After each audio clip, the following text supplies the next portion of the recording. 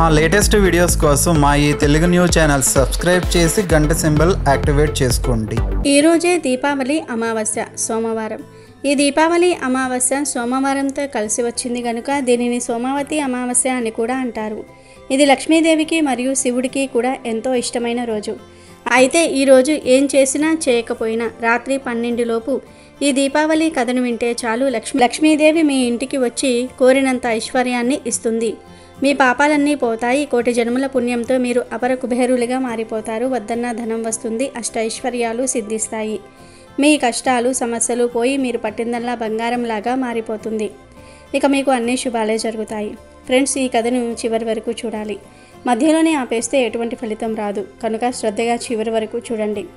అలాగే వీడియో చూసే ముందు కామెంట్ బాక్స్లో ఓం శ్రీ ధనలక్ష్మీయే నమః అని, హరహర మహాదేవ శంభో శంకర అని కామెంట్ చేయండి.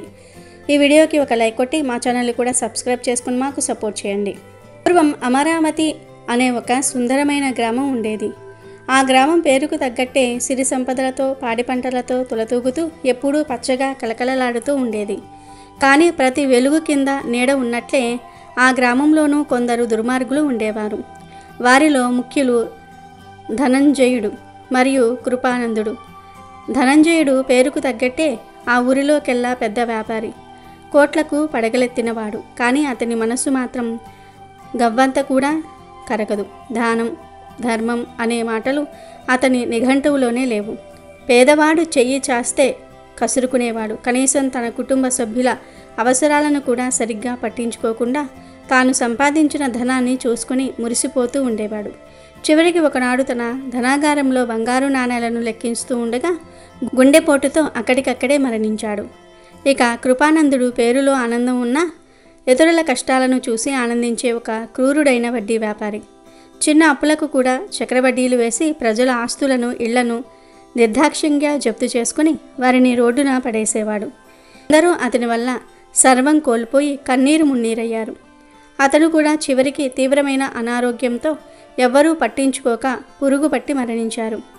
వారిద్దరూ చేసిన పాపాలు ఊరికే పోలేదు. వారి కర్మఫలం వారిని వెంటాడింది. మోక్షానికి అర్హత లేక, పుణ్యలోకాలకు దారి లేక వారి ఆత్మలు తిరిగి అదే గ్రామంలో ఊరి చివర ఉన్న అత్యంత మురికి కాలువలలో 2 బురద పందులుగా జన్మించాయి. వారి పూర్వజన్మ స్మృతి మాత్రం వారిని వదల్లేదు. అదే వారికి విధించబడిన కఠినమైన శిక్ష. గత జన్మలో బంగారు పల్లాలలో భోజనం చేసిన వారు ఈ జన్మలో కనీసం కడుపు నిండా మురికి కూడా దొరకని దీనస్థితిలో ఉన్నారు. పట్టు పరుపులపై నిద్రించిన వారు ఇప్పుడు దుర్గంధ భూయిష్టమైన బురదలో పొర్లవలసి వస్తుంది. ప్రజల చేత గౌరవించబడిన వారు ఇప్పుడు అందరి చేత ఛీ పో అనిపించుకుంటూ రాళ్ల దెబ్బలు తింటున్నారు. వారి గతాన్ని వర్తమానాన్ని తలుచుకుని ప్రతి క్షణం నరకయాతన అనుభవించేవారు. ఒకరినొకరు చూసుకొని తమ దుస్థితికి తామే కారణమని కుమిలిపోతూ కాలం గడిపేవారు. అలాంటి సమయంలో దీపావళి పండుగ వచ్చింది. గ్రామం మొత్తం పండుగ శోభతో వెలిగిపోతోంది. ప్రతి ఇల్లు మామిడి తోరణాలతో రంగవల్లులతో సింగారించుకుంది. ప్రజలందరూ కొత్త బట్టలు ధరించి ఘుమఘుమలాడే పిండి వంటలు చేసుకుంటూ ఆనందంగా ఉన్నారు. సాయంత్రం అయ్యేసరికి ఊరంతా దీపాల వెలుగులతో నిండిపోయింది. ఆకాశంలో టపాసుల మోతలు మిన్నంటుతున్నాయి. ఆ వెలుగులను, ఆ పిండి వంటల వాసనను, ఆ ఆనందాన్ని చూసిన ధనంజయుడి ఆత్మ ఉన్న పంది కృపానందుడి ఆత్మ ఉన్న పందితో తన మనసులోనే ఇలా అనుకుంది. మిత్రమా, చూశావా ఈ గ్రామం ఎంత ఆనందంగా ఉందో. మనం మనుషులుగా ఉన్నప్పుడు కూడా ఇంతే ఆడంబరంగా దీపావళి జరుపుకునేవాళ్ళం. నా ఇంటి ముందు వందలాది దీపాలు, నా ఇంటిపైన వేల కొద్దీ టపాసులు. నా వైభోగాన్ని చూసి ఊరంతా మాట్లాడుకోవాలి. కానీ ఆ వెలుగు నాలోని అహంకారాన్ని పెంచిందే కానీ జ్ఞానాన్ని ఇవ్వలేదు. ఈరోజు చూడు, ఆ వెలుగు మన కళ్ళకు బాధను, ఆ వాసన మన ఆకలిని, ఆ శబ్దాలు మన గుండెల్లో భయాన్ని నింపుతున్నాయి అని అన్నాడు. దానికి కృపానందుడు కూడా, నిజమే మిత్రమా, నేను కూడా అప్పుల వాళ్ళ నుండి పీడించి తెచ్చిన డబ్బుతో నా ఇంటిని అలంకరించేవాడిని. కానీ ఒకరికి కూడా సహాయం చేయలేదు. ఈరోజు ఆ పాపమే మనల్ని బూడిద పందులుగా మార్చింది. ఈ పండుగ మనకు ఆనందాన్ని కాదు, మన తప్పులను గుర్తు చేసే ఒక శిక్షలా మారింది అని తీవ్రమైన పశ్చాత్తాపంతో కుమిలిపోయింది. అదే గ్రామంలో ఒక చిన్న పాకలో వేదశర్మ అనే ఒక నిరుపేద బ్రాహ్మణుడు ఉండేవాడు. అతను గొప్ప పండితుడు, ధర్మనిష్ఠాపరుడు. కానీ లక్ష్మీదేవి కటాక్షం అంతగా లేదు. దీపావళి రోజు ఉదయాన్నే అతని భార్య సుమతి అతనితో, స్వామి, ఈరోజు దీపావళి. శాస్త్రం ప్రకారం దీపావళి రోజు కొత్త చీపురు కొని దానితో ఇంటిని శుభ్రపరిచి అలక్ష్మిని బయటకు పంపి ఆ తర్వాత లక్ష్మీ పూజ చేస్తే ఆ తల్లి కరుణిస్తుందని అంటారు. మన దగ్గర ఉన్న కొద్దిపాటి డబ్బుతో ముందుగా ఒక చీపురు కొని తీసుకురండి అని చెప్పింది. వేదశర్మకు అది సబబే అనిపించింది. వెంటనే సంతకు బయలుదేరాడు. సంతలో ఒకవైపు రంగురంగుల దీపాలు, టపాసులు, ఖరీదైన వస్తువులు అమ్ముతున్నారు. జనం వాటి కోసం ఎగబడుతున్నారు. ఆ 2 పందులు కూడా ఏదైనా తినడానికి దొరుకుతుందేమోనన్న ఆశతో సంతలో తిరుగుతూ జనాల చేత దెబ్బలు తింటున్నాయి. ఎంతలో వేదశర్మ నేరుగా వెళ్ళి ఒక పెద్ద చీపురును కొన్నాడు. దానికి పసుపు రాసి కుంకుమ బొట్టు పెట్టి భక్తితో నమస్కరించి దాన్ని తీసుకుని ఇంటికి బయలుదేరాడు. ఇది చూసిన పంది రూపంలో ఉన్న ధనుంజయుడు, ఆ బ్రాహ్మణుడి పిచ్చితనం చూడు, పండుగ రోజు చీపురు కొంటున్నాడు, ఇతని దరిద్రం ఎప్పటికీ తీరదు అని తన మనసులో ఎగతాళి చేసుకుంది. కానీ కృపానందుడికి మాత్రం ఆ బ్రాహ్మణుడి ముఖంలోని భక్తిని, ఆ చీపురు పట్ల అతను చూపిన గౌరవాన్ని చూసి ఏదో తెలియని ఆలోచన కలిగింది. తర్వాత ఇంటికి వచ్చిన వేదశర్మ ఆ కొత్త చీపురుతో ఇల్లంతా శుభ్రంగా ఊడ్చాడు.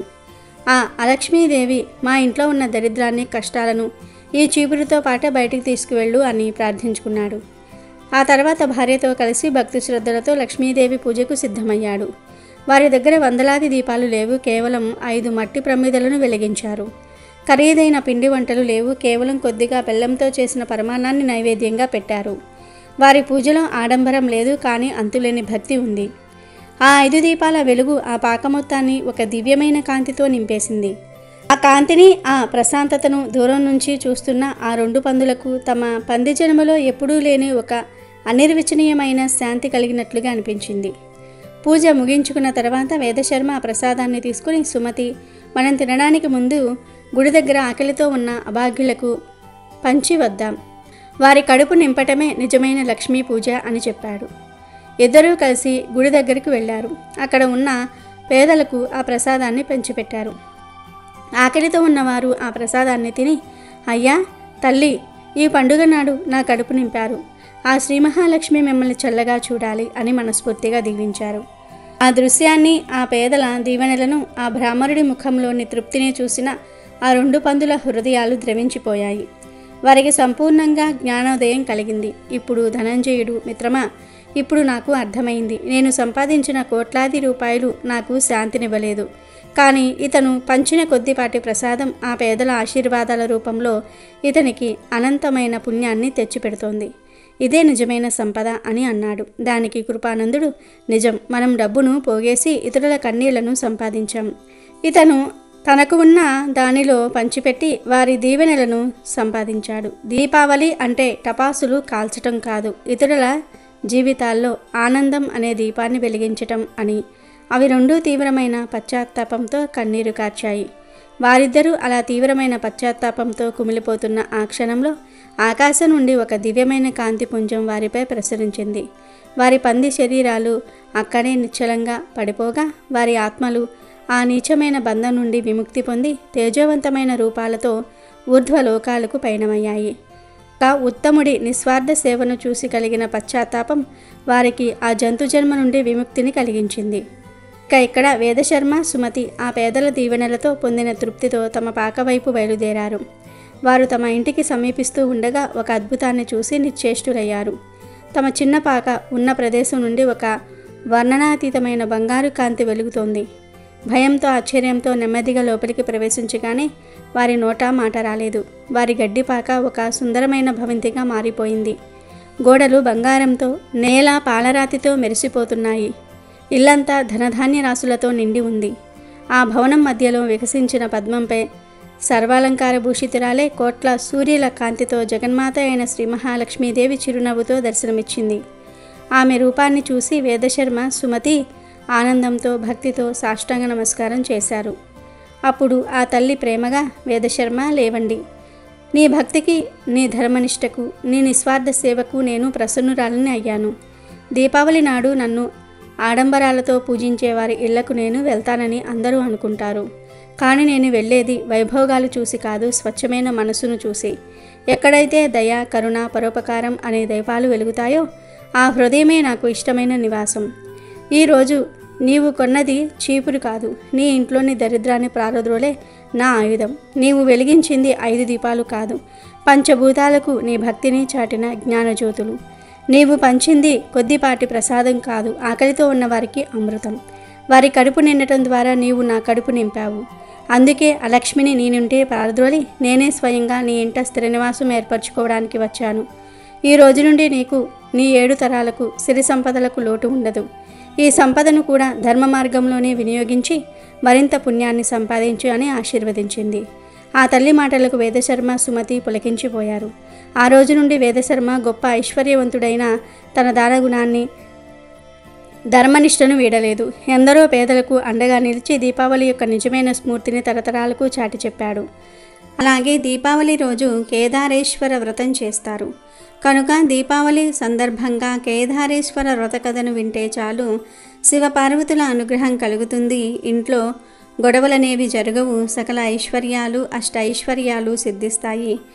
ఒకసారి సూతుడు సౌనకాది మునులతో పరమేశ్వరుని అర్ధాంగి పార్వతి తన పతి శరీరంలో అర్ధభాగం పొందే నిమిత్తం చేసిన వ్రతముకు కేదారేశ్వరుని వ్రతాన్ని గురించి చెప్తాను, శ్రద్ధతో వినండి అని ఇలా చెప్పసాగారు. ఒకనాడు శివుడు పార్వతీ సమేతుడై కైలాసమున సభయందు కూర్చొని ఉండెను. సిద్ధ, సాధ్య, కింపురుష, యక్ష, గంధర్వులు శివుడిని సేవించుచూ ఉన్నారు. దేవముని గణములు శివుణ్ణి స్తుతించుచూ ఉన్నారు. ఋషులు, మునులు, అగ్నివాయువు, వరుణుడు, సూర్య, చంద్రులు, తారలు, గ్రహాలు, ప్రథమ గణాలు, కుమారస్వామి, వినాయకుడు, వీరభద్రుడు, నందీశ్వరుడు సభయందు ఉపవిష్టులై ఉన్నారు. నారద తుంబురాదులు శివలీలను గానం చేస్తూ ఉన్నారు. రసాల, సాల, తమాల, వకుల, నారికేల, చందన, పనస, జంబు వృక్షములతో, చంపక, పున్నాగ, పారిజాతాది పుష్పాదులతోనూ, మణిమయ మకుట కాంతులతో, వెలువొందు నదీ నంద పర్వతములతో చతుర్దశ భువనాలు పులకిస్తూ ఉన్నాయి. అలాంటి ఆనంద కోలాహలములతో బుగురిటి అను ఒక శివభక్తి శ్రేష్ఠుడు ఆనంద పలుకితడై నాట్యమాడసాగెను. అతడు వినోద భరితమగులగు నాట్యగతులతో సభాసదులను శివుణ్ణి మెప్పించుచూ ఉన్నాడు. శివుడు అతనిని అభినందించి సింహాసనం పైన ఉన్న పార్వతిని విడిచి సింహాసనం నుండి లేచి భృగిరిటిని తన అమృత హస్తంతో తట్టి ఆశీర్వదించాడు. అదే అదునులో భృంగి అతని పరివారము పరమేశ్వరుడికి ప్రదక్షిణం చేసి నమస్కరించారు. ఇది గమనించిన పార్వతి భర్తను చేరి, నాదా, నన్ను విడిచి నీకు మాత్రమే వీరు ఎలా నమస్కరించిరి?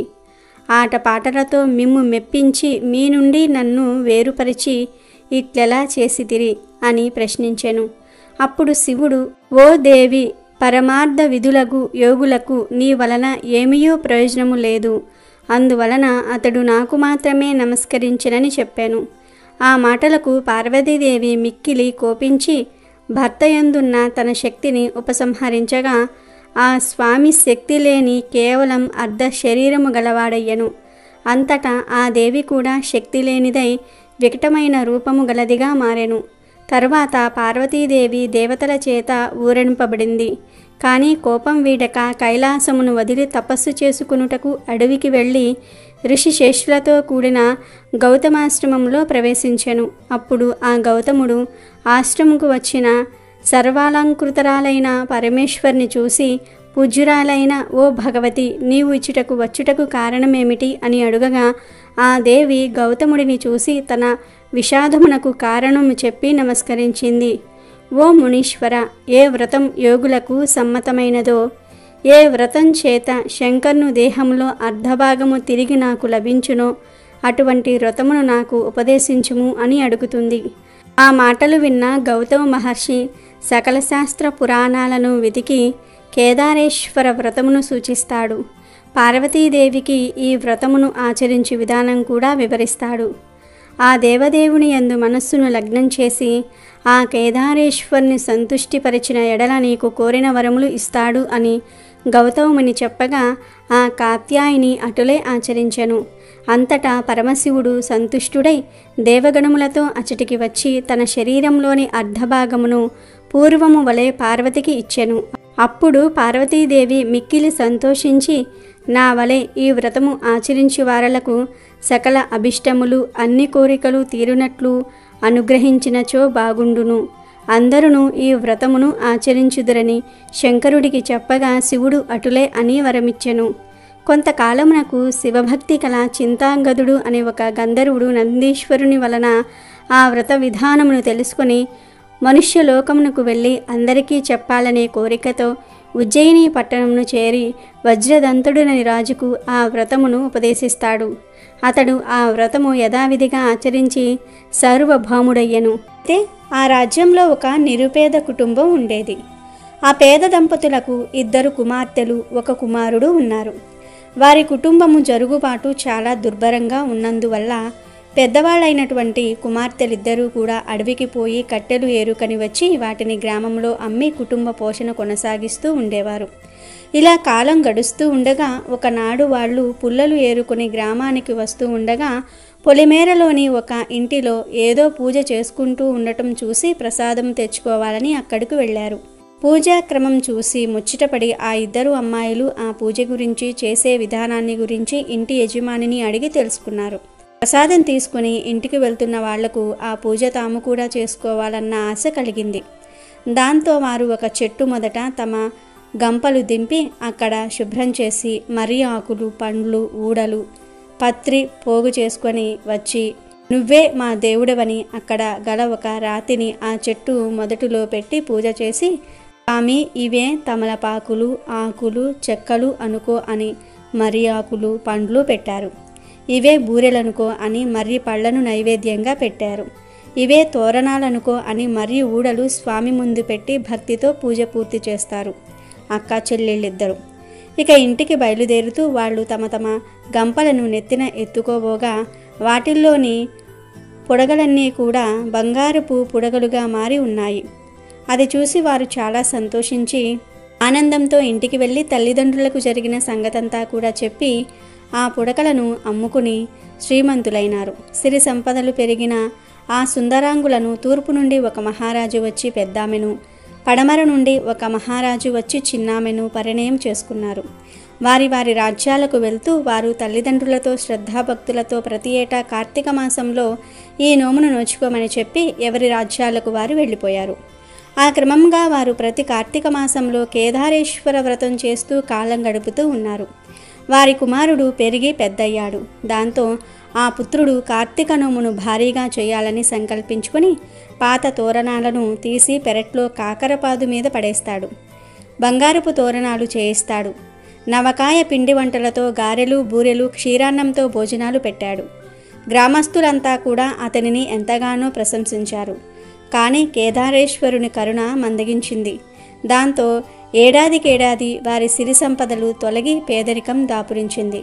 తినడానికి తిండి లేని దుస్థితి కలిగింది. ఏ పని చేయాలన్నా జరక్కపోగా కష్టాలు పడుతూ ఉన్నారు.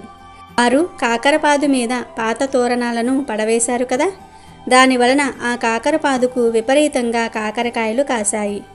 ఆ కాకరకాయల లోపల అంతా బంగారమే ఉంది. కానీ ఆ ఇంటివారు ఆ కాకరకాయలు కోసి కూర వండే ప్రయత్నం చేయలేదు. ఒకసారి ఆ ఇల్లాలు తమ పెరట్లో విరగగాసిన కాకరపాదును చూసి కొన్ని కాయలు కోసి కొడుకి ఇచ్చి అంగడికి వెళ్ళి చారెడు నూకలు, పప్పు, ఉప్పు తీసుకురమ్మని పంపించింది.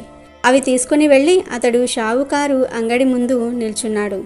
ఎంతసేపటికి ఆ షావుకారు చూడలేదు. తర్వాత ఎప్పటికో అతనిని చూసి ఏమిటి తీసుకువచ్చావని ప్రశ్నించాడు. అప్పుడు ఆ పుత్రుడు, అయ్యా, ఈ కాకరకాయలు తీసుకుని చారెడు బియ్యం ఇప్పించండి, మీ పేరు చెప్పుకొని ఈ పూటకింత గంజి తాగుతాము అన్నాడు. దానికి ఆ షావుకారు, అలానా, మీకు దారపోయడానికి మాకేం మధ్యస్థపు ఆస్తి సిరి కలుగలేదు, వెళ్ళు అని కసురుకున్నాడు. అలా వేళ్ళ పడి బ్రతిమిలాడగా ఇతడు వదిలేలాగా లేడు అని దోసెడు బియ్యం, పప్పు, ఉప్పు ఇప్పించి పంపించాడు. ఆ పూటకు వాళ్ల ఆకలి తీర్చుకుని మరునాడు మరికొన్ని కాకరకాయలు కోసి మరో అంగడికి వెళ్ళి అమ్ముకొని రమ్మని పంపించింది వాళ్ళ అమ్మ. వాటిని పట్టుకుని అంగడి వీధికి వెళ్తున్న బాలుడిని షావుకారు ఆపి ఏమి కావాలంటే అవి ఇస్తాను, ప్రతిరోజు ఆ కాయలు నాకే ఇవ్వవలసినదిగా చెప్పి భారీగా బియ్యం ఇచ్చాడు. ఆ షావుకారికి ఎందువల్ల అంత దయ కలిగిందంటే ముందు రోజున తను తీసుకున్న కాకరకాయలు కూర చేసే నిమిత్తం కోస్తే వాటిల్లో నుండి బంగారు ముద్దలుగా రాలిపడ్డాయి. ఇవి ఇంకెవరికీ దక్కకూడదని ఆ షావుకారు ఎంత ఇవ్వడానికైనా సరే సిద్ధపడ్డాడు. అలా రోజు కుర్రవాడి దగ్గర కాకరకాయలు కొంటూ ఉండేవాడు షావుకారు. అలా కొన్ని రోజులకు చెట్టుకు ఉన్న కాకరకాయలన్నీ కూడా అయిపోయాయి. ఆ షావుకారు ఇక చిల్లి గవ్వ కూడా ఇవ్వటం లేదు. ఇక గత్యంతరము లేక తల్లి తన కుమారుణ్ణి ప్రయాణం చేసి తూర్పున గల పెద్ద అక్క దగ్గరకు పంపించింది. కష్ట సుఖాలు చెప్పి ఏమైనా సహాయాన్ని అడగమన్నది. అక్కగారి ఇంటికి చేరుకుని నౌకర్లు లోపలకు వెళ్ళనివ్వకపోతే అక్కడే ఉండగా తల ఆరబోసుకోవడానికి మేడ మీదకు వచ్చిన అక్కగారు తమ్ముణ్ణి చూసి లోపలికి తీసుకువెళ్ళింది. అక్కగారికి ఇంటి పరిస్థితులన్నీ కూడా చెప్పాడు తమ్ముడు. అప్పుడు ఆమె ఒక గుమ్మడికాయను దొలిపించి అందులో వరహాలు పోసి తమ్ముడికిచ్చి తిన్నగా వెళ్ళి దానిని అమ్మకు ఇవ్వవలసినదిగా చెప్పి పంపించింది. అయితే ఆ కుమారుడు తిరిగి వస్తూ ఉండగా అక్కగారిచ్చిన చద్ది తినాలని ఆ గుమ్మడికాయను నేల మీద పెట్టి చద్ది తింటూ ఉంటాడు. అంతలో ఒక పెద్ద గద్ద ఒకటి వచ్చి దానిని తన్నుకుపోతుంది. చేసేదేమీ లేక ఉత్త చేతులతో ఇంటికి వెళ్ళలేక పడమట ఉన్న చిన్న అక్కగారి వద్దకు వెళ్ళాడు ఆ కుమారుడు. నౌకర్ల వల్ల అతని రాకను విని ఆమె బయటకు వచ్చి తమ్ముణ్ణి లోపలికి తీసుకుని వెళుతుంది. కష్ట సుఖాలు అడిగి తెలుసుకుంటుంది. ఒక చెప్పుల జతలో వరహాలు పెట్టి కుట్టించి దానిని ఎక్కడా కూడా విడవక తిన్నగా ఇంటికి వెళ్ళు అని చెప్పి పంపిస్తుంది.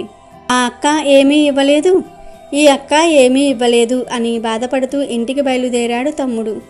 ఎండ తీవ్రతకు దాహం వేసి ముఖం కడుక్కొని కాసిన్ని మంచినీళ్లు త్రాగాలని నిర్ణయించుకున్నాడు.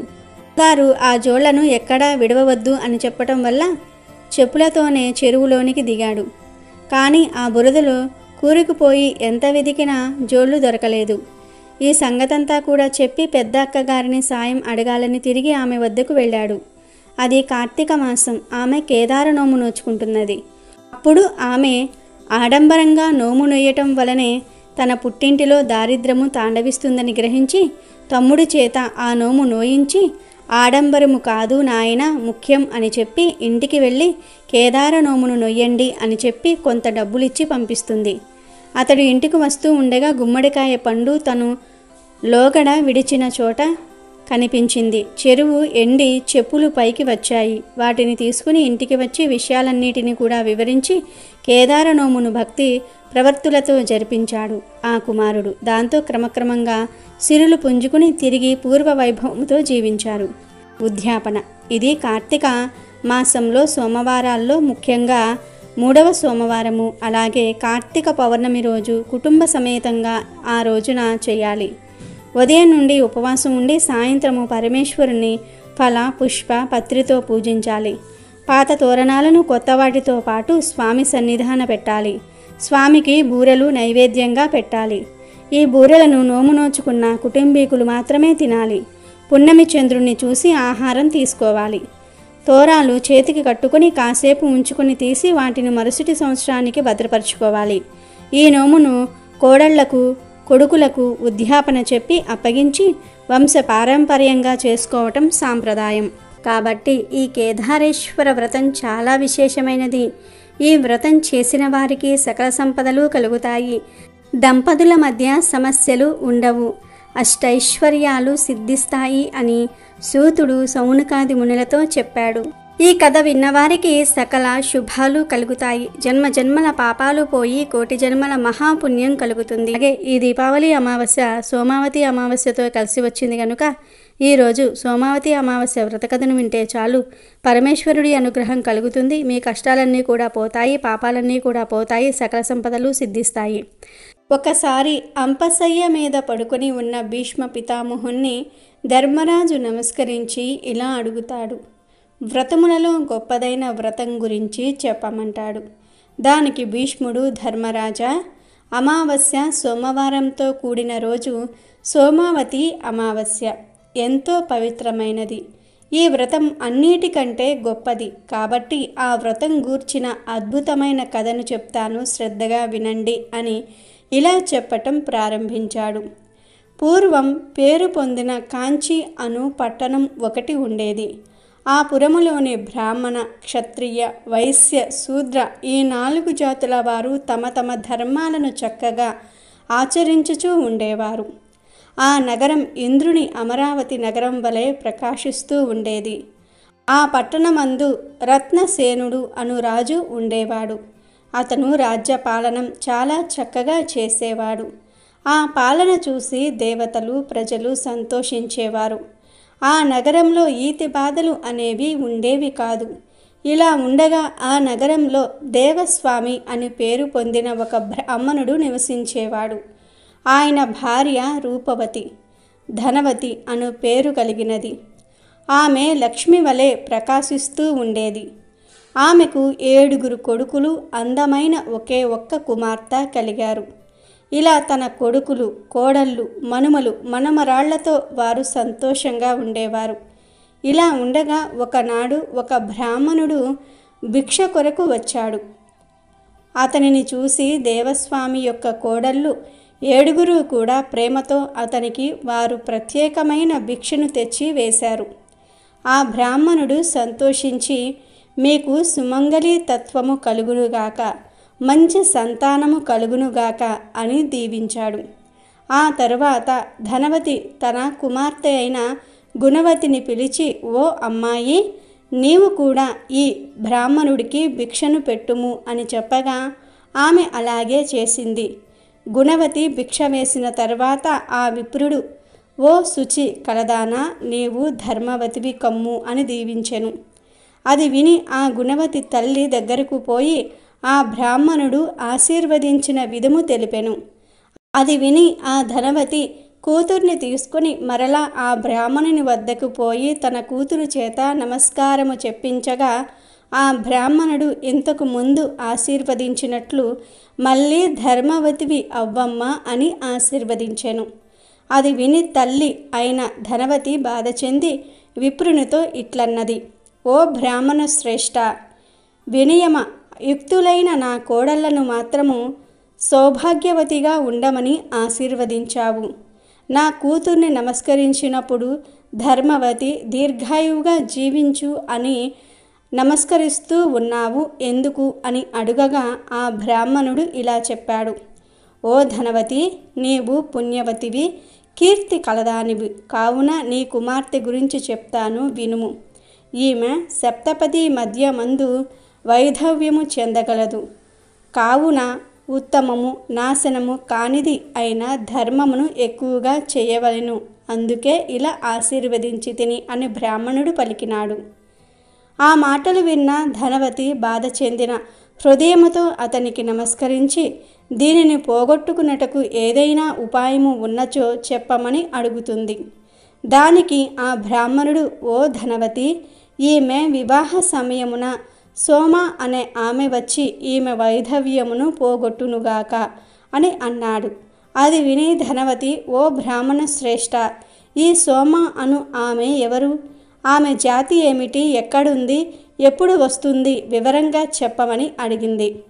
అప్పుడు ఆ బ్రాహ్మణుడు ఇలా చెప్పాడు, ఓ ధనవతి, సింహల దేశమందు సోమ అను పేరు గల చాకలి ఆమె ఒకటి ఉన్నది. ఆమె నీ ఇంటికి వచ్చినచో నీ కూతురు వైధవ్యము పోవును అని చెప్పి బ్రాహ్మణుడు అక్కడి నుండి వెళ్ళిపోయాడు. ఆ తరువాత ధనవతి తన కొడుకులను పిలిచి జరిగిందంతా కూడా చెప్పింది. ఓ పుత్రులారా, మీ చెల్లెలికి ఒక బ్రాహ్మణుడు సప్తపది మధ్యమున వైధవ్యము ప్రాప్తించును అని చెప్పినాడు. సింహల దేశమున ఉన్న ఒక చాకలి ఆమెను తెచ్చినచో వైధవ్యము తొలగిపోవును అని చెప్పినాడు. కావున మీరు సింహల దేశమునకు వెళ్ళండి అనగా కొడుకులు ఇలా పలికారు, ఓ తల్లిదండ్రులారా, కుమార్తె యందు ఉన్న ప్రేమతో 7 ఆమడల దూరమున ఉన్న సింహల దేశమునకు మమ్ము పొమ్మనుచూ ఉన్నారు. దేశము విడిచి మేము వెళ్ళము. అదీగాక సోమ సముద్రము యొక్క మధ్యన ఉన్నది. అది దాటుట కష్టము కనుక మేము పోలేము అని పలికినారు. అప్పుడు వారి తండ్రి అయిన దేవస్వామి తన 7 కొడుకులతో తాను కూడా సింహల దేశమునకు వెళ్ళి పృథిక యొక్క వైధవ్యము పోవుటకు సోమ అనే ఆమెను తెచ్చెదను అని కొడుకులతో పలుకుతాడు. అది విని శివస్వామి అను చిన్న కొడుకు తండ్రితో, ఓ తండ్రి, మీరు వృద్ధాప్యంలో ఇలా చేయటం వలన మాకు మంచి కలగదు. సింహల దేశమునకు నేను పోయేదను అని వెంటనే లేచి తన సోదరిని తీసుకుని ప్రయాణమయ్యను.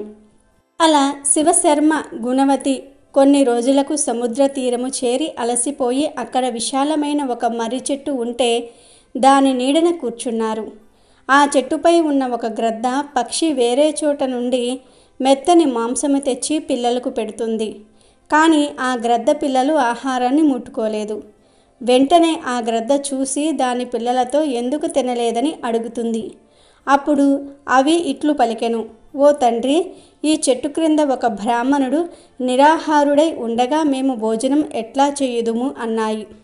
వెంటనే ఆ పక్షిరాజు దయగలిగిన వాడై శివశర్మ గుణవతి దగ్గరకు వచ్చి, మీ కోరికను తెలుసుకుంటుని మిమ్ములను రేపటి ఉదయమున సింహల దీపము చేరునట్లు సముద్రము దాటించెదను అని చెప్పి మరలా తన బిడ్డలకు భోజనము పెడుతుంది. ఇక మరునాడు తెల్లవారుజామున ఆ పక్షిరాజు వారిని సముద్రము దాటించి ఆ సముద్ర మధ్యమున ఉండు సింహల ద్వీపమునందు సోమ ఇంటి తలుపులు చూపుతుంది. శివశర్మ గుణవతి ఆ రోజు నుండి ఆ ఇంటిని ఊడ్చి అలికి శుభ్రం చేస్తారు. ఇలా ఉండగా చాకలి అయిన సోమ అను స్త్రీ ఇంటి నుండి బయటకు వచ్చి చక్కగా ముగ్గులచే అలంకరింపబడిన వాకిలిని చూసి ఆశ్చర్యము చెంది, ఇలా ముగ్గులు అందముగా వేసిన వారు ఎవరో అని ఆలోచించుచూ ఉండగా ఆ బ్రాహ్మణ కన్య కనిపిస్తుంది. తన అన్నతో పాటు వచ్చిన ఈ కన్యను చూసి చాకలి స్త్రీ ఇలా అంది, దేవతామూర్తుల వలె వెలుగుతున్న మీరెవరు? ఈ దేశమునకు ఎలా వచ్చిరి? నీచ జాతి గల నాకు మంచి చరిత్ర గల మంచి జాతి యందు పుట్టిన మీరు సేవ చేయుటకు కారణం ఏమి అని అడుగుతుంది. దానికి శివస్వామి ఇట్లు పలికెను, గుణవతి అని పిలువబడే నా చెల్లికి సప్తపతి మధ్యమున వైధవ్యము కలుగునని ఒక బ్రాహ్మణుడు పలుకగా అది విని ఆ బ్రాహ్మణుని అది తొలగుటకు ఎట్లు అని అడుగగా అతడు సింహల దీపమున గల సోమ అను చాకలి చేత ఈ దుష్ట దశ తొలగును అని చెప్పగా ఆ మాటలు విని నా చెల్లిని తీసుకుని నీ దగ్గరికి వచ్చి తిని అని చెప్పాడు. అది విని సోమ, ఇక మీరు దాస్యము చేయుట మానండి. మీ కోరిక మేరకు వైధవ్య నివృత్తికై నేను మీతో వస్తాను అని చెప్పి తన కోడళ్లను పిలిచి, నేను పొరుగు దేశము వెళ్ళుచూ ఉన్నాను. మీరు నేను వచ్చే వరకు ఈ దేశమునందు ఎవరైనా చనిపోయినచో వారి వద్దనే ఉండి బాధ చెందక వారిని కాపాడుము అని చెప్పింది. అది విని ఆమె కోడళ్ళు అట్లే చేసేదము అనిరి. ఆ తర్వాత ఆ సోమ బ్రాహ్మణుణ్ణి అతని చెల్లెల్ని ఆకాశ మార్గమున సముద్రము దాటించి అనేక దారులు దాటి నిమిషములోనే ఆమె మహిమచే కాంచీపురంలోనికి చేరాలు. తల్లి అయిన ధనవతి తన కూతురు వైధవ్యము మాన్పుటకై వచ్చిన సోమను చూసి అతి ప్రేమతో ఉపచారములు చేసెను.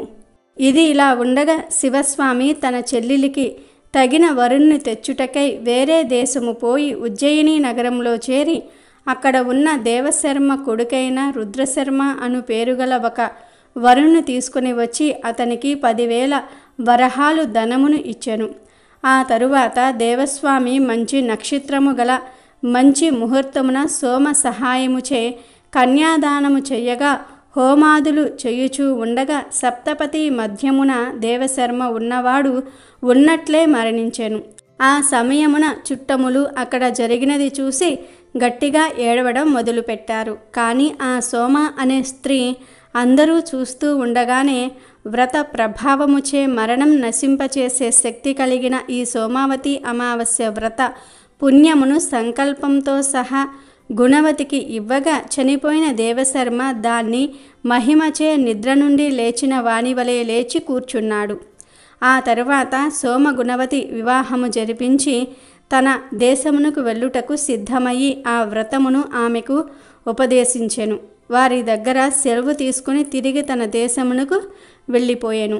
కాబట్టి ధర్మరాజా, ఈ ఉత్తమమైన సోమావతి అమావాస్య వ్రతమును నీవు కూడా నీ భార్య అయిన ద్రౌపది చేత చేయించినచో వారి బిడ్డలు దీర్ఘాయువులై ఉందురు అని భీష్మ పితామహుడు ధర్మరాజుకు చెప్పాడు.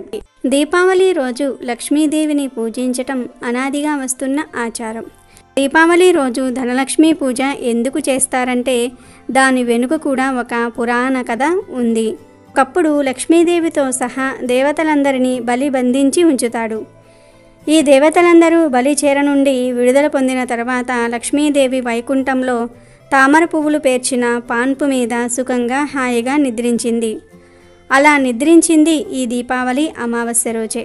అందుకే ఈరోజు రాత్రికి సుఖరాత్రి అనే పేరు వచ్చింది. రోజున దేవతలందరూ వెళ్ళి లక్ష్మీదేవిని ప్రబోధిస్తారు. అప్పుడు లక్ష్మీదేవి సంతోషించి, ఈరోజు నన్ను ఎవరైతే పూజిస్తారో వారందరికీ సకల ఐశ్వర్యాలను ప్రసాదిస్తానని వరం ఇచ్చింది. ఈ కారణం చేతనే దీపావళి రోజు ధనలక్ష్మి పూజ చేస్తే ఐశ్వర్యం కలుగుతుందని ప్రతీతి. ఆశ్వేజ యుజ అమావాస్య నాడు లక్ష్మీదేవిని ఆరాధించటం వల్ల, దీపాలు వెలిగించుకోవటం వలన జీవితంలోని అడ్డంకులు తొలగిపోతాయి. ఆర్థిక స్థిరత్వము, సమృద్ధి లభిస్తాయి. ఆర్థికపరమైన అడ్డంకులు తొలగిపోయి ఇంటికి మరియు కుటుంబానికి శ్రేయస్సు చేకూరుతుంది. పూర్వం ఒక ఆశ్వీజయుజ అమావాస్య రోజున లక్ష్మీదేవి భూమిని సందర్శించాలని అనుకుంటుంది. కానీ అమావాస్య కావటంతో విపరీతమైన చీకటి కారణంగా ఆమెకు ఏమీ కనిపించదు. అలా లక్ష్మీదేవి దారి తప్పుతుంది. కొద్దిసేపటి తర్వాత ఆమెకు ఒక చోట వెలుగుతున్న దీపాలు కనిపిస్తాయి. లక్ష్మీదేవి ఆ దీపాల దగ్గరకు వెళ్ళినప్పుడు అక్కడ ఆమెకు ఒక గుడిసె కనిపిస్తుంది. ఆ గుడిసెలో ఒక వృద్ధురాలు ఉంది. ఆ వృద్ధురాలు తన గుడిసె తలుపులు తెరిచి దీపాలు వెలిగిస్తూ ఉంది. అలా ఇంటి బయట దీపాలను వెలిగించిన తర్వాత వృద్ధురాలు ఇంటి బయట కూర్చుంటుంది. అప్పుడు లక్ష్మీదేవి ఒక మామూలు అమ్మాయిగా మారి ఆమె ఇంటి ముందుకు వస్తుంది. ఆ వృద్ధురాలు ఆ అమ్మాయిని చూసి, ఎవరమ్మా నువ్వు అని అడుగుతుంది. దానికి లక్ష్మీదేవి, నేను చీకటిలో దారి తప్పి ఈ ఊరు వచ్చానని చెప్తుంది. దాంతో ఆ వృద్ధురాలు, ఈ చీకటి రాత్రిలో ఒక కన్య తిరగటం సురక్షితం కాదని చెప్పి ఈ రాత్రికి నా ఇంటిలో ఉండు అని అడుగుతుంది. లక్ష్మీదేవి ఆమె మంచి మనసుకు ఎంతో సంతోషించి, సరే నేను ఈ రాత్రికి ఇక్కడే ఉంటాను అని అంటుంది. దాంతో వృద్ధురాలు తన ఇంటిలో ఉన్న కొద్దిపాటి ఆహారాన్ని లక్ష్మీదేవికి పెట్టి ఆమెకు మంచం కూడా వేసి పడుకోమని చెప్తుంది. వృద్ధురాలు సేవ, అంకిత భావం లక్ష్మీదేవిని ఎంతగానో సంతోషపరిచాయి. తర్వాత వృద్ధురాలు తన పనులన్నిటినీ కూడా పూర్తి చేసుకుని నేల మీద నిద్రపోయింది. మరుసటి రోజు ఉదయం వృద్ధురాలు మేలుకుని చూస్తే ఆమె చిన్న గుడిసె రాజభవనం వలె అందమైన ఇల్లుగా మారిపోయింది.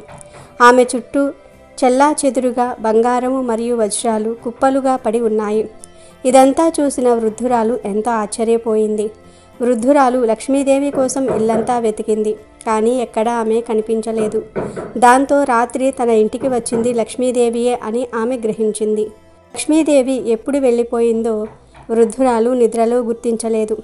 దాంతో వృద్ధురాలు ఆ లక్ష్మీదేవిని మళ్ళీ చూసే అవకాశం దొరకలేదని ఎంతో బాధపడిపోయింది. అప్పుడు లక్ష్మీదేవి కరుణించి వృద్ధురాలు ముందు ప్రత్యక్షమై, ఓ అవ్వ, నువ్వు చాలా మంచిదానివి. నీ మంచి మనసుకు నేను ఎంతో సంతృప్తి పడ్డాను. అందుకే నీకు ఈ వస్తువులను, ఈ సంపదలను ఇచ్చాను అని అంటుంది. అప్పుడు ఆ వృద్ధురాలు, అమ్మా లక్ష్మీదేవి, నాలాంటి పేదవాళ్ళు చాలామంది ఈ భూమి మీద ఉన్నారు. వారు కూడా ధనవంతులుగా మారే అవకాశం ఇవ్వవా అని అడుగుతుంది.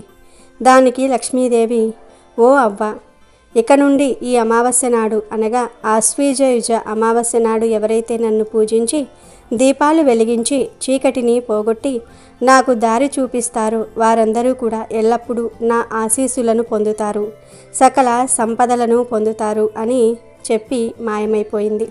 తరువాత ఆ వృద్ధురాలు ఆ దేశరాజు దగ్గరకు వెళ్ళి తనకు జరిగిందంతా కూడా చెప్తుంది. దాంతో రాజు ప్రతి ఆశ్వీజయుజ అమావాస్య నాడు ప్రజలందరూ కూడా లక్ష్మీదేవిని పూజించి ఇంటి లోపల ఇంటి బయట మొత్తం దీపాలతో అలంకరించాలని చాటింపు వేయిస్తాడు.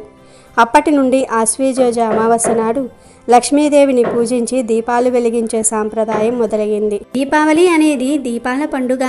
ఒకనాడు అత్రి కుమారుడైనటువంటి దుర్వాస మహర్షి భూమండలమంతా కూడా సంచరిస్తున్న సమయంలో ఆయనకు ఒక విద్యాధర స్త్రీ కనిపించింది.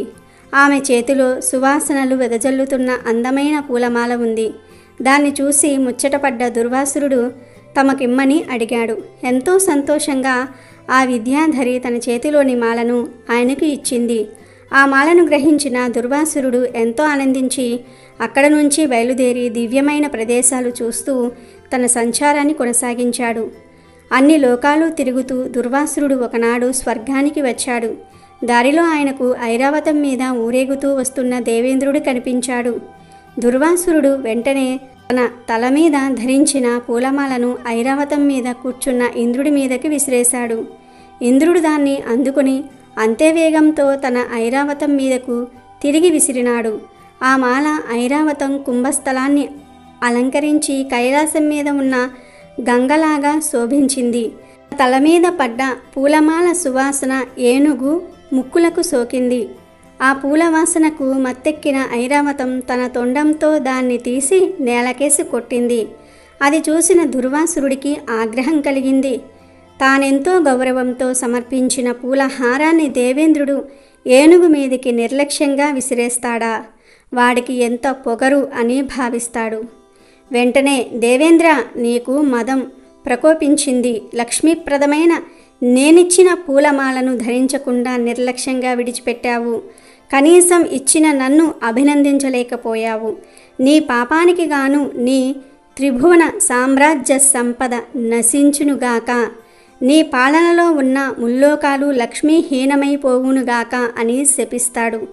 దుర్వాసురుడి శాపం విన్నాక ఒక్కసారిగా ఇంద్రుడి కళ్ళు తెరుచుకున్నాయి. తను చేసిన అపరాధమేమిటో అతడికి తెలిసింది. వెంటనే ఏనుగును దిగి దుర్వాసురుడి కాళ్ళపై పడ్డాడు. ఎంత వేడుకున్నా పరమ కోపిష్టి అయిన దుర్వాసురుడు ఇంద్రుణ్ణి కనికరించలేదు. అతడి ప్రార్థన ఏమాత్రం వినకుండా అక్కడి నుంచి వెళ్ళిపోయాడు. ఇక చేసేదేమీ లేక ఇంద్రుడు తన అమరావతికి తిరిగి బయలుదేరాడు. దుర్వాసురుడి శాపం ఫలించటం ప్రారంభమైంది. దేవేంద్రుడి పాలనలో ఉన్న అన్ని లోకాల్లో సంపదలు తరిగిపోసాగాయి. ఎక్కడ యజ్ఞ యాగాలు కొనసాగటం లేదు, తపస్సులు చేయటం లేదు, దాన ధర్మాలు లేవు. ఇలా ప్రపంచమంతా తేజోహీనంగా మారిపోయింది. అన్ని రకాలుగా లోకాలన్నీ అంధకార బంధురంగా మారిపోయాయి. దేవేంద్రుడు సర్వ సంపదలను రాజ్యభోగాలను కోల్పోయి కటిక దరిద్రుడిగా మారిపోయాడు. ఈ దారుణ పరిస్థితి తట్టుకోలేక దేవేంద్రుడు మహావిష్ణువు దగ్గరకు వెళ్ళి ప్రార్థిస్తాడు. అప్పుడు శ్రీ మహావిష్ణువు దయతలిచి ఒక పరిష్కారం చెప్తాడు. దేవేంద్ర, నీవు ఒక దీపం వెలిగించి ఆ దీప జ్యోతిని శ్రీ మహాలక్ష్మీదేవిగా భావించి పూజించు అని చెప్తాడు. విష్ణుమూర్తి చెప్పినట్లుగానే దేవేంద్రుడు భక్తిభావంతో ఒక దీపం వెలిగించి ఆరాధిస్తాడు. దానికి తృప్తి చెందిన లక్ష్మీదేవి అనుగ్రహంతో తిరిగి త్రిలోక ఆధిపత్యాన్ని సర్వసంపదలను పొందుతాడు. అదే సమయంలో శ్రీ మహావిష్ణువు చెంతనే ఉన్న శ్రీ మహాలక్ష్మీదేవిని ఇంద్రుడు ఇలా అడుగుతాడు. తల్లి, నీవు కేవలం శ్రీహరి వద్దనే ఉండటం న్యాయమా? నీ భక్తులను కరుణించవా అంటాడు. దానికి శ్రీ మహాలక్ష్మీదేవి ఇలా చెప్తుంది.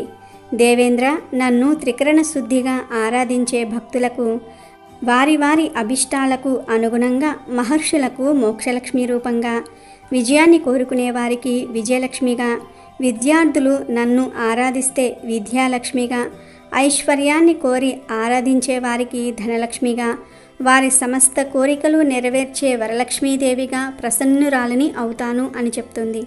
అందుకే దీపావళి రోజున శ్రీ మహాలక్ష్మీదేవిని పూజించిన వారికి సర్వ సంపదలు చేకూరతాయి. దీపావళి సందర్భంగా శుభ్రలక్ష్మి పూజ చేసుకోవాలి. శుభ్రలక్ష్మి పూజ అంటే చీపురు కట్టకు చేసే పూజ. చీపురు కట్ట మన ఇంట్లో ఉంటే చెత్తను, దరిద్రాలను ఊడ్చిపడేస్తుంది, ఐశ్వర్యాన్ని ఆకర్షిస్తుంది. ఏడాది మొత్తం మనకు చీపురు కట్ట ఎంతగానో ఉపయోగపడుతుంది. కానీ ఆ చీపురు కట్ట గురించి మనం పెద్దగా పట్టించుకోము. ఒక మూలన పెట్టి వదిలేస్తాం. చీపురుని ఎప్పుడూ గౌరవించము. కానీ చీపురు కూడా లక్ష్మీ స్వరూపమే కదా. అందుకని ఆ చీపురును గౌరవిస్తూ దీపావళి ముందు రోజు చీకటి పడుతున్న సమయంలో చీపురుకు కాస్త పసుపు రాసి గంధము, కుంకుమ బొట్లు పెట్టి హారతిచ్చి దండం పెట్టుకొని ఓం శుభ్రలక్ష్మి నమో నమః అని నమస్కారం చేసుకోండి చాలు. ఇదే శుభ్రలక్ష్మి పూజ. దీని గురించి ఏ గ్రంథాల్లో ఉండదు. ఇది మనం చీపురును గౌరవించి చేసుకునే ప్రత్యేకమైనటువంటి పూజ. ఈ పూజ చేయటం వలన శుభ్రలక్ష్మి ఇంట్లో ఉంటుందని ఒక నమ్మకం. నరకాసుర వధ దీపావళి రోజునే జరిగిందనే విషయం అందరికీ తెలుసు కదా. మరి నరకాసురుడు ఎలా చనిపోయాడు, ఎవరు చంపారు అనే విషయాలను తెలిపే ఈ కథను వింటే చాలు సకల పాపాలు పోతాయి, అష్టైశ్వర్యాలు సిద్ధిస్తాయి. పూర్వం హిరణ్యాక్షుడు అనే రాక్షసుడు భూమిని సముద్ర జలంలోనికి పడవేస్తాడు. అప్పుడు విష్ణుమూర్తి వరాహ అవతారమెత్తి హిరణ్యాక్షుకుణ్ణి సంహరించి భూమిని ఉద్ధరిస్తాడు. ఆ సమయంలో వరాహమూర్తికి భూదేవికి ఓ పుత్రుడు జన్మిస్తాడు. ఆ పుత్రుణ్ణి చూసి నిశితకాలమైన సంధ్యా సమయంలో కలవటము వలన కలిగిన పుత్రుడు కాబట్టి ఇతనిలో రాక్షస లక్షణాలు వచ్చాయని విష్ణుమూర్తి భూదేవికి చెప్తాడు. ఆ మాటలకు బాధపడిన భూదేవి ఎప్పటికైనా విష్ణుమూర్తే తన బిడ్డను సంహరిస్తాడు అని భయపడి తన బిడ్డకు రక్షణ ప్రసాదించమని వరాన్ని కోరుతుంది. అందుకు విష్ణుమూర్తి అంగీకరించి తన కన్న తల్లి చేతిలోనే ఇతనికి మరణం ఉందని హెచ్చరించి వెళ్ళిపోతాడు. ఏ తల్లి తన బిడ్డను చంపుకోదని భావించిన భూదేవి ఎంతో సంతోషిస్తుంది. జనక మహారాజు పర్యవేక్షణలో ఆ బిడ్డ నరకాసురుడు అనే పేరుతో పెరిగి ఎంతో శక్తివంతుడిగా మారతాడు. పెరిగి పెద్దవాడైన తరువాత నరకుడు కామాఖ్యను రాజధానిగా చేసుకొని ప్రాగ్జ్యోతిష్యపురము అనే ఒక రాజ్యాన్ని పరిపాలిస్తూ ఉంటాడు. కామాఖ్యలోని అమ్మవారిని తల్లిలాగా భావిస్తూ చక్కగా పూజ చేసేవాడు. తన రాజ్యంలోని ప్రజలందరినీ కూడా ఎంతో చక్కగా పరిపాలించేవాడు. ఈ విధంగా కొన్ని యుగాలు గడిచిపోయాయి. ద్వాపర యుగంలో నరకాసురుడికి అతనికి పక్క రాజ్యమైనటువంటి శోణితపురంనకు రాజైన బాణాసురునితో స్నేహం ఏర్పడింది. బాణాసురుడు ధర్మం ప్రకారం స్త్రీమూర్తులను ఒక తల్లిలాగా భావించడాన్ని ఇష్టపడేవాడు కాదు. అతని దృష్టిలో స్త్రీని ఒక భోగవస్తువులాగా చూసేవాడు. ఈ దుర్మార్గపు ప్రభావం చేత నరకాసురుడు మెల్లగా అమ్మవారి పూజ చేయటం ఆపేశాడు. ప్రపంచంలోని ఇతర రాజ్యాల మీద దండయాత్ర చేసి ఆయా రాజ్యాలలోని రాజకుమార్తెలందరినీ కూడా బలవంతముగా ఎత్తుకొచ్చి తన రాజ్యంలో బంధించి వివాహమాడాలని సంకల్పించుకున్నాడు.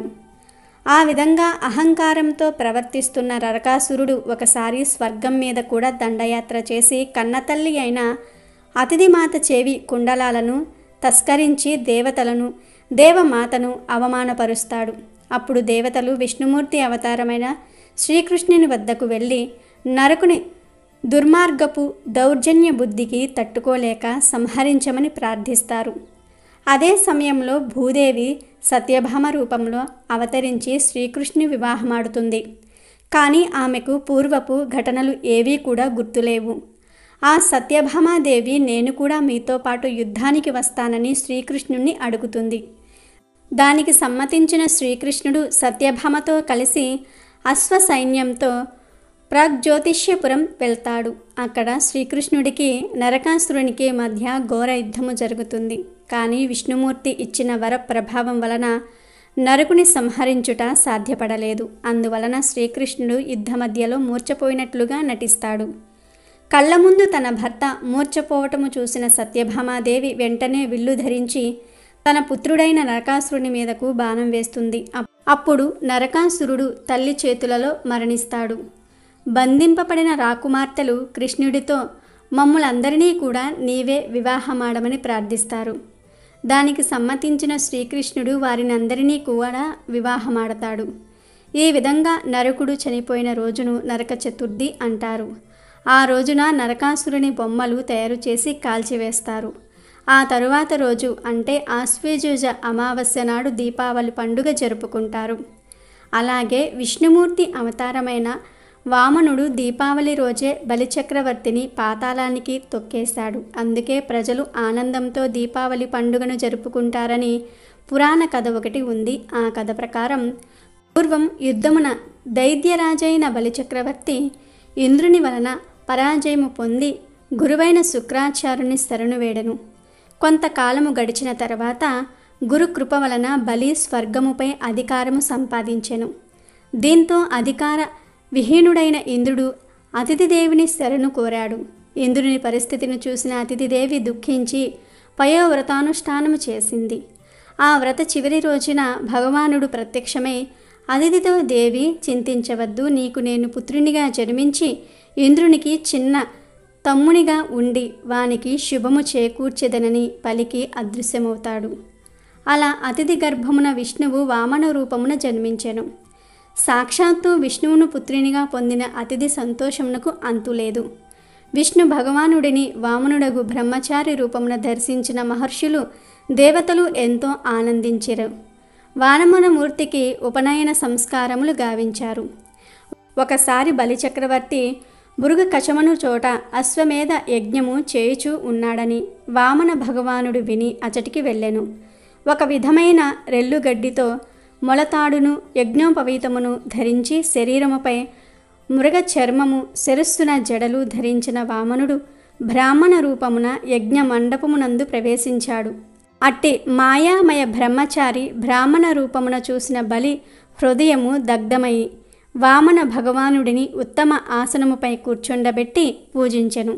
ఆ తర్వాత బలి వామనుని ఏదైనా కోరుకోమని అడుగగా వామనుడు 3 పాదముల భూమిని అడిగెను. శుక్రాచార్యుడు భగవానుని లీలలను గ్రహించి దానము వద్దని బలిని ఎంత వారించినా బలి గురువు మాటను వినలేదు. అంతేకాకుండా దానమొగసొంగుటకు సంకల్పం చేసేందుకు జలపాత్రను ఎత్తెను. శుక్రాచార్యుడు తన శిష్యుని మేలుకోరి జలపాత్ర యందు ప్రవేశించి జలము వచ్చు దారిని ఆపెను. కానీ వామన భగవానుడు ఒక దర్భను తీసుకుని పాత్రలో నీరు వచ్చే దారిని ఛేదించెను. దాంతో శుక్రాచార్యునకు ఒక కన్ను పోయెను. సంకల్పము పూర్తి అయిన వెంటనే వామన భగవానుడు ఒక పాదమును పృథ్వీని, 2వ పాదముతో స్వర్గలోకమును కొలిచెను. 3వ పాదమునకు బలి తనకు తానే సమర్పితుడయ్యెను. బలి సమర్పణ భావనముకు భగవానుడు ప్రసన్నుడై బలికి సుతలోక రాజ్యము ఇచ్చెను. ఇంద్రునకు ఇంద్ర పదవి నొసంగెనని పురాణాలు చెప్తూ ఉన్నాయి. అమావాస్య సోమవారంతో కలిసి వచ్చింది కనుక దీనినే సోమావతి అమావాస్య అంటారు. ఇది చాలా శక్తివంతమైన అమావాస్య. సోమావతి అమావాస్య శివరాత్రి కంటే గొప్ప పర్వదినము. కోటి సూర్యగ్రహణాలకు సమానమైన శక్తి ఈ రోజుకు ఉంటుంది. ఇటువంటి అద్భుతమైన రోజును వృధా చెయ్యకుండా శివారాధన చేస్తే సకల శుభాలు కలుగుతాయి. కాశీలో సోమవారంతో కూడిన అమావాస్య రోజు 2 కాకులు శివుడు చుట్టూ ప్రదక్షిణం చేసి ఆ 2 కాకులు శాశ్వతంగా ప్రథమ ఘనాలలో కలిసిపోయాయి. ఇలాంటి శక్తివంతమైన రోజు 2 కాకులు ప్రదక్షిణం చేసినంత మాత్రానే ఆ మహాశివుడు ఆ కాకులకు ప్రథమ ఘనాధిపత్యం ఇచ్చినట్లు కాశీఖండం చెప్తోంది. ఈరోజు ఎవరైనా వీలు కల్పించుకొని ఈశ్వర ఆరాధన గుడిలో లేదా ఇంట్లో చేసుకుంటే సకల అభిష్టాలు నెరవేరుతాయి. శివ పురాణంలో రుద్రకంఠంలో ఈ పర్వదినం గొప్పతనం గురించి ఇలా వివరించటం జరిగింది. ఒక అర్చకుడు ఈ పర్వదినం రోజు శివలింగం మీద ఒక బిల్వ పత్రాన్ని ఉంచుతాడు. ఆ బిల్వపత్రం కింద ఒక చీమ ఉంది. అలా బిల్వపత్రంలో ఉన్న చీమ శివలింగం మీద నుండి పానమట్టంపై పడింది. అది తెలియకనే పానమట్టం చుట్టూ కూడా కంగారుగా తిరిగింది. అలా తెలియక సోమావతి అమావాస్య రోజు ఒక్కసారి ప్రదక్షిణం చేసిన పుణ్యానికి మహాశివుడు సంతోషించి ఆ చీమకు మానవ జన్మ ఇచ్చి వచ్చే జన్మలో కాశీరాజు అవుతావు అని వరం ప్రసాదించాడు. అలా ఆ చీమ తర్వాత జన్మలో కాశీ పట్టణానికి మహారాజుగా మారింది. సోమావతి అమావాస్య రోజు తెలియక చీమ ఒక్కసారి శివలింగం చుట్టూ తిరిగినంతనే అంతటి పుణ్యాన్ని చీమకు మహాశివుడు ప్రసాదించాడు. అంతటి శక్తి సోమావతి అమావాస్యకు ఉన్నది. సోమావతి అమావాస్య వెనక ఒక కథ ఉంది. శ్రీ మహావిష్ణువు తన నాభి కమలము నుండి బ్రహ్మను సృష్టించాడు. ఆ బ్రహ్మ ప్రజాపతులను సృష్టించాడు. వారిలో దక్ష ప్రజాపతి ఒకడు. దక్ష ప్రజాపతి తన కుమార్తెలలో 27 మందిని చంద్రుడికి ఇచ్చి వివాహము చేశాడు. ఒక కుమార్తెను పరమేశ్వరునకు ఇచ్చాడు. ఆమెయే దాక్షాయణి. శ్రీ మాతా సతీదేవి పరమేశ్వరుణ్ణి పతిగా పొందిన సతీదేవి అన్యోన్య అనురాగాలతో పరమశివుణ్ణి సేవించేది. ఒకసారి సతీ తండ్రి అయిన దక్షుడు అహంకారానికి వశమవుతాడు. అది ఎలా అంటే పరమశివుడు ప్రతిరోజు సాయంత్రం నాట్యం చేస్తాడు. అందుకే ఆయనకు నటరాజు అనే పేరు కూడా వచ్చింది. ఆ నాట్యం చూడడానికి ముక్కోటి దేవతలు వస్తారు. దక్షుడు కూడా అలా శివుడు నాట్యం చూడడానికి వచ్చేవాడు. దక్షుడు మామగారు అయినప్పటి నుండి శివుడు నాట్యం పూర్తయిన తర్వాత ముందుగా దక్షుణ్ణి సాగనంపి తర్వాత మిగతా దేవతలను సాగనంపేవాడు. అయితే ఒకరోజు శివుడు వీలు లేక దేవతలందరినీ ముందు సాగనంపి చివరకు దక్షుణ్ణి సాగనంపాడు. దాంతో కోపం వచ్చిన దక్షుడు అహంకారానికి వశమవుతాడు. ఓ పెద్ద యజ్ఞం తలపెట్టి తన అల్లుడైన చంద్రుణ్ణి అలాగే దేవతలందరినీ ఆ యజ్ఞానికి ఆహ్వానిస్తాడు దక్షుడు. కానీ కుమార్తెను శివుణ్ణి పిలవలేదు.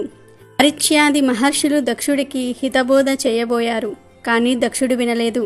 నారద మహర్షుల వారు సతీదేవికి తన తండ్రి ఓ పెద్ద యజ్ఞం తలపెట్టబోతూ ఉన్నాడని తెలియజేస్తాడు. యజ్ఞ కార్యాన్ని గురించి విన్న సతీదేవి పరమశివుణ్ణి యజ్ఞానికి వెళ్ళడానికి అనుమతి కోరింది. దానికి శివుడు పిలవని పేరంటానికి వెళ్ళటం తగదంటూనే అనుమతి ఇచ్చాడు. ఆమెతో పాటు సహాయకారులుగా కొంతమంది ప్రథమ గణాన్ని పంపించాడు. సతీదేవి యజ్ఞశాలకు చేరింది. దక్షుడు పిలవకపోయినా వచ్చిన కుమార్తెను చూసి దగ్గరకు వచ్చి పరమశివుణ్ణి నిందించాడు. అతడు రాకపోతే నష్టం లేదు, నువ్వు వచ్చావు, చాలా సంతోషం అన్నాడు. అలా శివుణ్ణి నానా రకాలుగా నిందించాడు. ఆ మాటలు భరించలేని సతీదేవి తండ్రికి అక్కడ ఉన్న దేవతలందరికీ పరమశివుడి గొప్పతనం చెప్పి శివనింద చేసిన వాడి కుమార్తెగా ఉండకూడదని నిశ్చయించుకుంది. దాంతో సతీ అగ్నిగుండము దగ్గరకు వెళ్ళి యోగాగ్నిలో కూర్చొని తనను తాను దహనం చేసుకుంది. సతీదేవి మరణం గురించి విన్న శివుడు ఆగ్రహోద్రగ్రుడయ్యాడు. వెంటనే తన వెంట్రుకలతో వీరభద్రుణ్ణి సృష్టించాడు. ప్రథమ గణాలతో పాటుగా ఆ వీరభద్రుడు దక్షుడి మీదకి దాడి చేశాడు. అక్కడ యజ్ఞానికి వచ్చిన వారందరినీ చితకబాదాడు. శివగణాల చేతిలో చావు దెబ్బలు తిన్న వారిలో చంద్రుడు కూడా ఉన్నాడు. చంద్రుడు సాక్షాత్తు శివుడికి తోడల్లుడు అయినా శివుణ్ణి అవమానించే కార్యక్రమంలో పాల్గొన్నందుకు తగిన శాస్తిని అనుభవించాడు. నిలువెల్లా గాయాలతో నిండిన చంద్రుడు వాటి బాధలకు తాళలేకపోయాడు. తనకు ఉపశమనం కలిగించమంటూ వెళ్ళి ఆ పరమశివుణ్ణి వేడుకున్నాడు. చంద్రుని బాధను చూసిన భోళాశంకరుడి మనసు కరిగిపోయింది. అప్పుడు శివుడు, ఓ చంద్రదేవా, రాబోయే సోమవారం నాడు అమావాస్య తిథి కూడా ఉన్నది. ఆ రోజున గనుక నాకు అభిషేకం చేస్తే నువ్వు ఆరోగ్యవంతుడవు అవుతావని అభయమిచ్చాడు. శివుని సూచన మేరకు చంద్రుడు సోమవారం అమావాస్య కలిసి వచ్చిన రోజున శివుడికి అభిషేకం చేసి తన బాధల నుంచి విముక్తుడయ్యాడు. అప్పటి నుంచి సోమవారం నాడు వచ్చే అమావాస్యను సోమావతి అమావాస్య అనే పేరుతో పిలవటం జరుగుతోంది. సోముడు అంటే చంద్రుడు అన్న అర్థం ఉంది. ఆ చంద్రుని ధరించాడు కాబట్టి శివుణ్ణి కూడా సోమేశ్వరుడు అని పిలుస్తారు. ఇది సోమావతి అమావాస్య వెనుక ఉన్న కథ. కాబట్టి ఈరోజు రాత్రి 12 లోపు ఈ కథలు వింటే చాలు, లక్ష్మీదేవి మీ ఇంటికి వచ్చి కోరినంత ఐశ్వర్యాన్ని ఇస్తుంది. మీ పాపాలన్నీ కూడా పోతాయి. కోటి జన్మల పుణ్యంతో మీరు అపర కుబేరులుగా మారిపోతారు. వద్దన్న ధనం వస్తుంది. అష్ట ఐశ్వర్యాలు సిద్ధిస్తాయి. వీడియో నచ్చితే లైక్ చేయండి, షేర్ చేయండి, బట్ సబ్స్క్రైబ్ చేసుకోవడం మర్చిపోవద్దు.